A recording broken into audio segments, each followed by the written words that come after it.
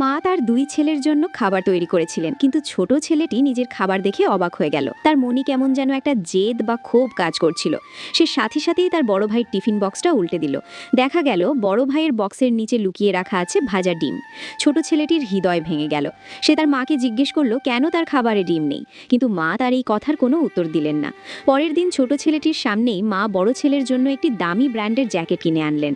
বড় ছেলেটি যখন জ্যাকেটটি পরার জন্য খুলল, তখন তার প্রাইস ট্যাগ বা দামের চিরকুট বেরিয়ে পড়ল। দেখা গেল ওই জ্যাকেটের দাম তাদের পুরো সংসারের 1 মাসের খরচের সমান। ছোট ছেলেটি রাগে উঠে দাঁড়ালো এবং বাড়ি থেকে বেরিয়ে গেল। কিন্তু তার এই কষ্টে মায়ের কোনো যায় আসে না, কারণ জন্ম নেওয়ার আগেই ছোট ছেলেটির ভাগ্য নির্ধারণ করা হয়ে গিয়েছিল। আসলে বড় ছেলের ছোটবেলা থেকেই লিউকেমিয়া বা ব্লাড ক্যান্সার ছিল।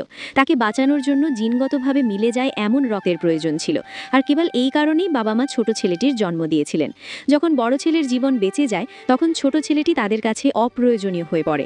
তাদের চোখে সে ছিল কেবলই একটা বোঝা। 20 বছর পর ছোট ছেলেটি এমন এক মেয়ের প্রেমে পড়ে যে চোখে দেখতে পেত না, অন্ধ ছিল। মেয়েটিও তাকে অন্ধের মতো বিশ্বাস করত এবং ভালোবাসত। যেদিন মেয়েটির চোখের ব্যান্ডেজ খোলার বা দৃষ্টি ফিরে পাওয়ার কথা ছিল, সেদিন বাবা মা একটি সত্যি কথা জেনে যায়। তারা জানতে পারে যে মেয়েটি আসলে একটি বিশাল কোম্পানির সিইও।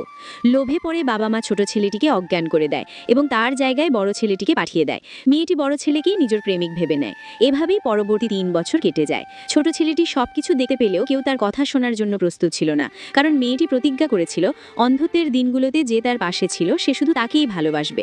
উল্টো মেয়েটি ছোট ছেলেটিকে ঘৃণা করতে শুরু করে এবং বড় ছেলের আরও কাছাকাছি চলে যায়। একদিন বড় ছেলেটি ছোট ভাইকে একটি হোটেলে ডেকে পাঠায় এবং তার সামনেই মেয়েটির সাথে ঘনিষ্ঠতা দেখায়। ছোট ছেলেটির হৃদয় ভেঙে চুরমার হয়ে যায়। তার যেন শ্বাস নিতেও কষ্ট হচ্ছিল, কিন্তু মেয়েটি উল্টো তাকে নিয়ে উপহাস করে।